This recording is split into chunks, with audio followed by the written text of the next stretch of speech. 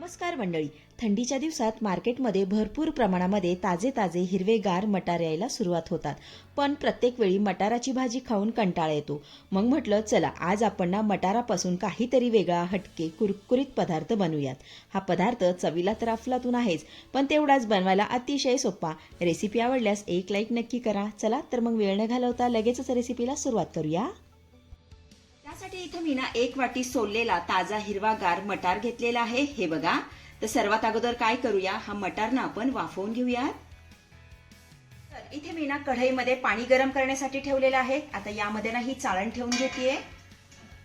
त्यानंतर हा मटार आपण चाळणीमध्ये घालूया. त्यानंतर यावर आपल्याला झाकण ठेवायचं आहे आणि हा मटार ना मौसूद असा वाफवून घ्यायचा आहे. साधारण 3 ते 4 मिनिटांनंतर यावरचं आपण झाकण काढूया.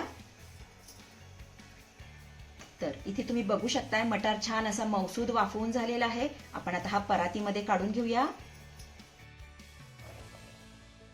मटार मी परातीमध्ये काढून घेतलेला आहे. आता हा गरम असताना तांब्याच्या साह्याने मटार आपल्याला रगडून घ्यायचा आहे.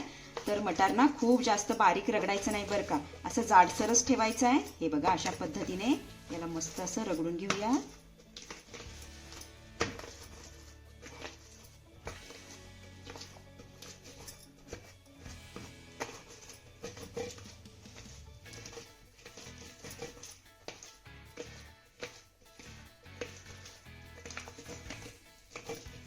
इथे तुम्ही बघू शकताय मटार मस्त असा जाडसर रगडून घेतलेला आहे. हे बघा. आपण आता हा थोड्या वेळासाठी बाजूला ठेवूया. त्यानंतर इथे मी ना 1 वाटी पोहे घेतलेले आहेत. आता हे पोहे ना आपल्याला मिक्सरवरती बारीक असे फिरवून घ्यायचे. चला, इथे आपले पोहे मस्त असे बारीक फिरून झालेले आहेत. आपण आता हे मटार मध्ये काढून घेऊया. आता याच मिक्सरच्या भांड्यामध्ये आपण 4 ते 5 हिरव्या मिरच्या घालूया. नंतर 7 ते 8 लसूण पाकळ्या घालायच्या. अर्धा इंच आलं, अर्धा चमचा धने, नंतर अर्धा चमचा यामध्ये आपल्याला जिरे घालायचंय. आता या सर्व साहित्याचं मस्त असं जाडसर वाटण करून घेऊया. तर इथे आपलं हे जाडसर वाटण करून झालं की हे देखील आपण मटारमध्ये काढून घेऊया.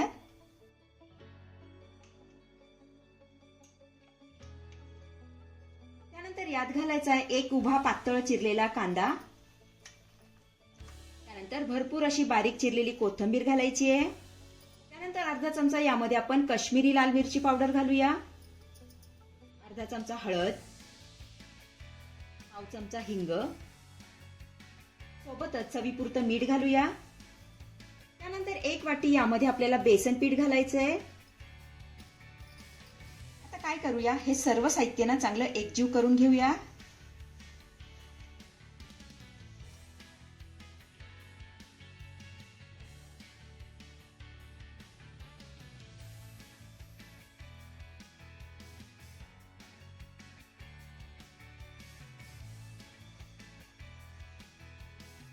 इथे तुम्ही बघू शकता आपलं सर्व साहित्य छान असं एकजीव करून ना याचा मस्त असा गोळा तयार झालेला आहे. आता हा गोळा मळण्यासाठी ना यामध्ये आपण 1 थेंबरही पाण्याचा वापर केलेला नाहीये.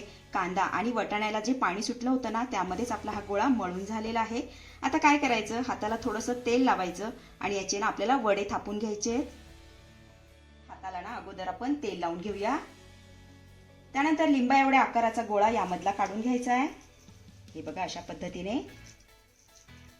त्यानंतर हातावर ना याचा छान असा वडा थापून घ्यायचा आहे.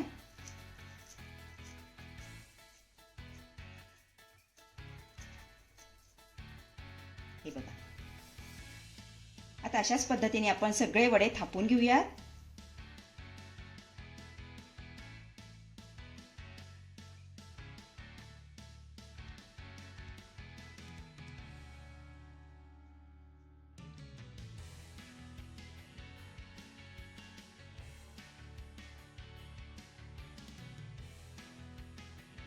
चला, इथे आपले सगळे वडे छान असे थापून झालेले आहेत. हे बघा.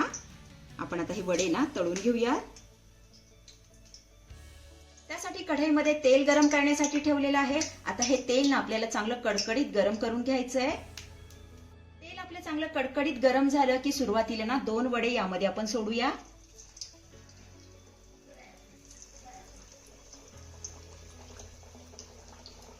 वडे आपले तेलामध्ये सोडून झाले की लगेच याला झाऱ्या लावायचं नाही, तर वडे एका बाजूने चांगले कडकडीत तळून झाले की मगच आपण हे पलटी करून घेऊया.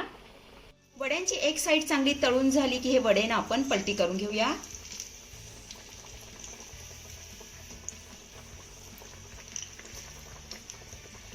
तर इथे तुम्ही बघू शकता वड्यांचा रंग बदललेला आहे, छान असा सोनेरी रंग आलेला आहे. तर आपले हे वडे ना कुरकुरीत असे तळून झालेत, काढून घेऊया. आता अशाच पद्धतीने सगळे वडे मी तळून घेते.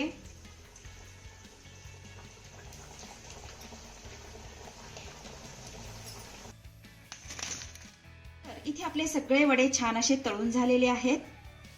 हे बघा, आवाजावरनं तुमच्या लक्षात आलं असेल की वडा वरनं छान असा कुरकुरीत झालेला आहे. वडा मी तुम्हाला तोडूनही दाखवते.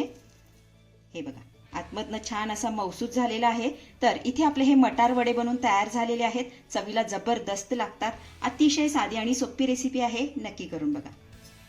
तर मंडळी, कशी वाटली आजची रेसिपी? आवडली आहे का तुम्हाला? आवडली असेल तर लाईक करा, शेअर करा, सबस्क्राईब करा आणि हो, शेजारीच असलेलं घंटीचं बटन दाबून ऑलवर क्लिक करा, जेणेकरून माझ्या येणाऱ्या नवीन नवीन रेसिपींचं नोटिफिकेशन सर्वात आधी तुम्हाला दिसेल. धन्यवाद.